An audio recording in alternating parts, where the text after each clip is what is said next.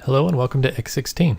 In this video, we're going to take a quick look at the EM coding calculator that was officially released in PracticeStudio X16. To start with, we're going to go to the application button in the top left, go to provider and medical records. I'm going to pick a demo patient here and we're going to go into charts. Start posting. Now I'm going to be using the medical data set for this. The screens that we actually use to enter all the detail that reflects on EM coding are fairly standard across all data sets. So once we get into the pieces where we're actually documenting, it should be pertinent for any data set, whether you're a chiropractor, dermatology, or medical practice. The first thing you'll notice on charts here is the new EM coding section over on your dashboard. That's these four little red bars. This is not a new requirement. It's nothing new the government has come out with. It's just a new feature we have in PracticeStudio to help you keep track of the level of documentation you're entering into our new Metro datasets. You do have to be on the latest new Metro dataset for these EM coding features to work. So if you've seen this after you've got X16 and you've been playing around with the CC or the HPI, you can't make it reflect on the calculator. It's probably because you're not on our latest version of our dataset. A good way to know is your home screen of your data set should look a lot like this. It'll say medical start or chiropractic start, and it'll be this kind of blue color scheme. And the second thing to look for is in the very bottom right corner, regardless of whichever data set you're using, you'll have this EM coding button. That lets you know that it's on the latest version that does support the new EM coding standards. So to start with, I'm just going to click on one of these. Clicking on any of those will bring up the EM coding reference dialog.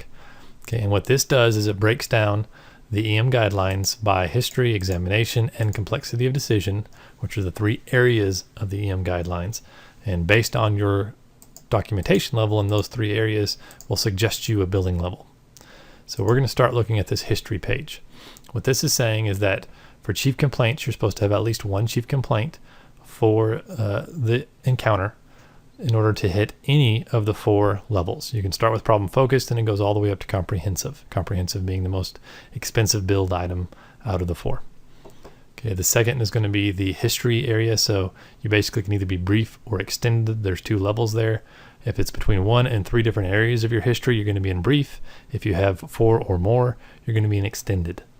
Okay, next is review of systems and past family, social history, etc. So we're going to actually document some of this and see some of these change on the reference window here. To do that, I'm going to pull up a chief complaint tab.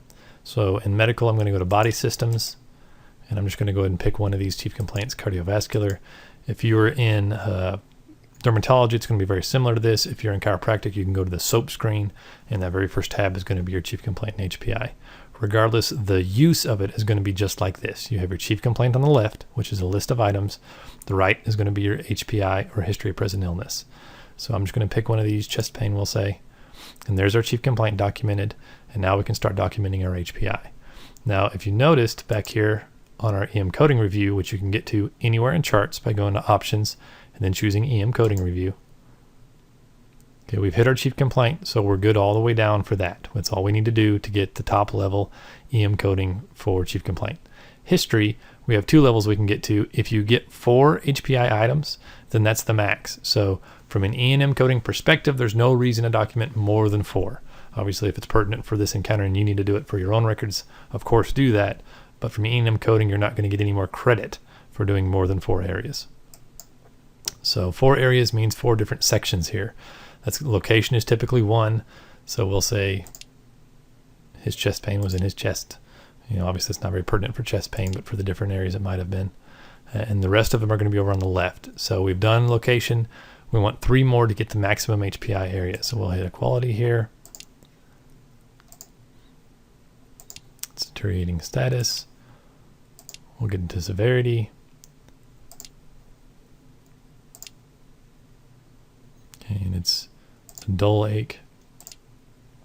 And we can do timing to say when it started.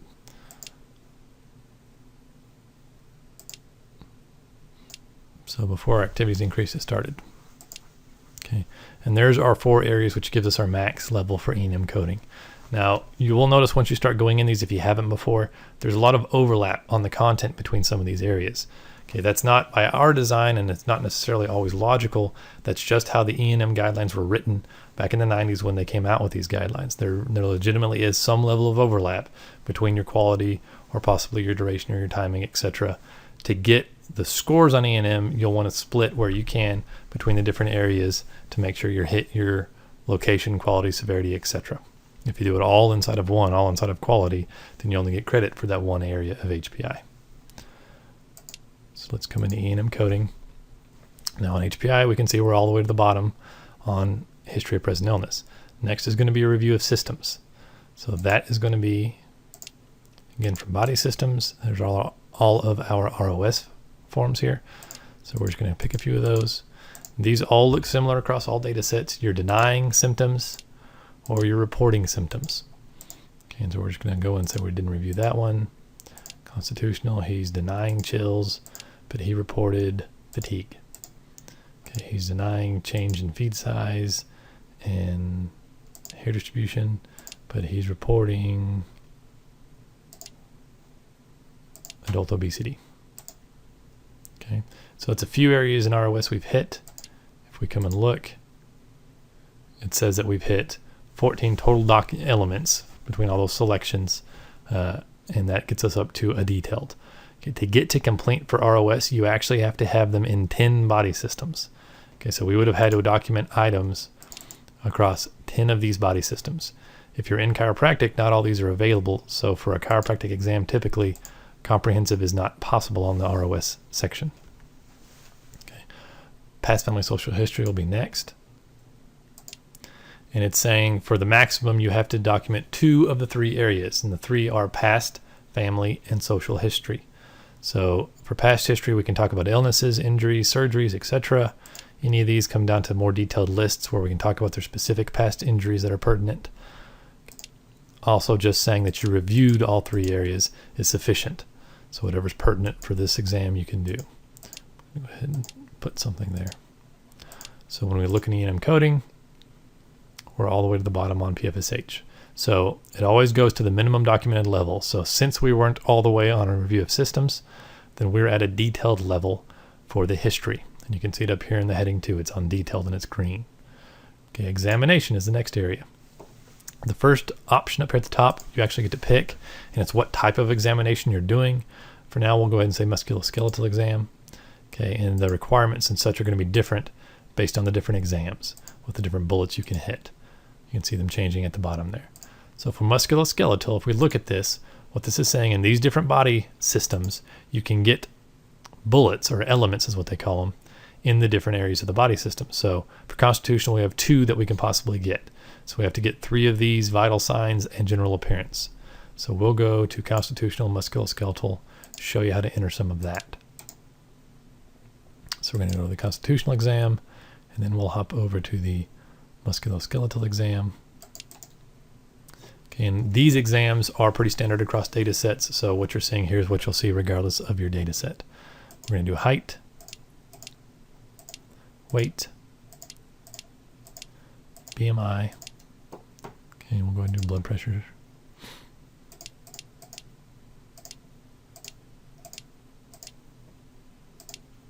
Okay, second thing it wanted was the general appearance. So we'll say look lethargic, but he was well groomed.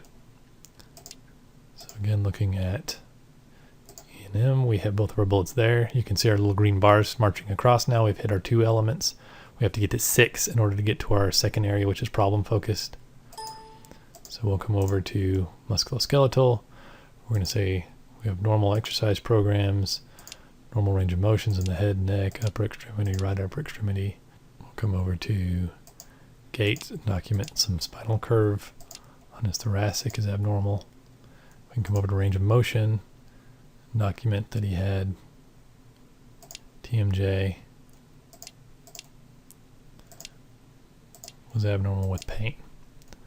Okay, so pretty basic musculoskeletal exam entries. And that's gotten us up to the second level. We can see the specific items we hit there. We had gait and station, we had range of motion, several areas on range of motion got us some bullets, and stability as well. Okay, so you can see, depending on the type of exam, you can keep marching down here and getting more credit for the different elements that you're hitting. Third area is going to be the complexity of decision. Okay, and there are 3 areas: number of diagnosis or management options, complexity of data or data points, and then the risk elements. So problem points, data points, and risk elements. You have to do 2 of the 3 in order to score. So you don't have to get all the way to here on all 3 of the areas to score. It's only 2. Okay. Also, what you're noticing, I can override anything here. Okay, so on the complexity, if I want to say it's moderate, I can override it on this page and force it to be moderate if that's pertinent for this exam. Okay, we will score you, and that's what the colors indicate, based on what the documentation of the encounter is. So let's look at the first column, problem points. Okay, we've already gotten 1 because we have a chief complaint. Usually the most effective way to get additional problem points is going to be with either diagnosis codes or new problems. Okay, so we're going to say that he's hypertensive. So he has benign hypertension. We're going to call that a problem. Okay. And just by doing that, and it's a new problem, that's going to get us 5 problem points, which is all the way down to high complexity on the problem points area. So now we have a couple areas in this first area. We have 3 points because it's a new problem. If it was an established problem we're working on, it'll get us 1 point. But you can see the details down here on how to add these up to get additional points. Okay, the third column is going to be for the morbidity mortality. If you're prescribing a medication, that will automatically bump you up. Things of that nature was what's going to increase this as far as the documentation in the chart. The middle one are going to be data points. That's going to be your lab orders, reviewing of old records, items like that. So the key areas to get score here in the EM coding are going to be from your home base. Doing an x-ray or a lab order will get you some points on the complexity area there. And also on this EM coding screen, we've specifically designed it to help meet and help document areas that give you credit on that EM coding complexity area. So our data points, if we had labs, we could choose an outstanding lab and document on it. Or we can come here, say we got old records from another provider and wanted to review those and summarize them. We can say we obtained the old records and our summary was this. And these would be records from a different provider. Okay, so we've documented a couple of those data points via this screen. If we come back to our E&M coding review, we're going to see now we're up to limited there. We're going to choose limited. And if we were to do a lab order as well, or an x-ray order, either way,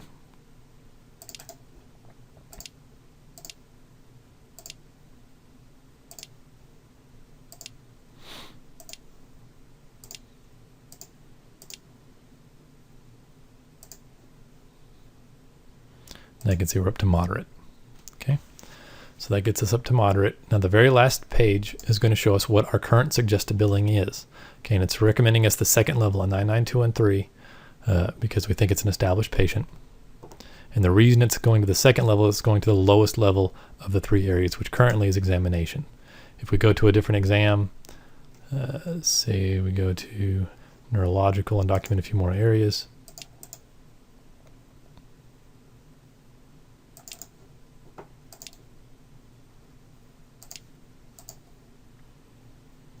that's going to bump us up and give us more documentation to justify the higher code if it's pertinent for this visit.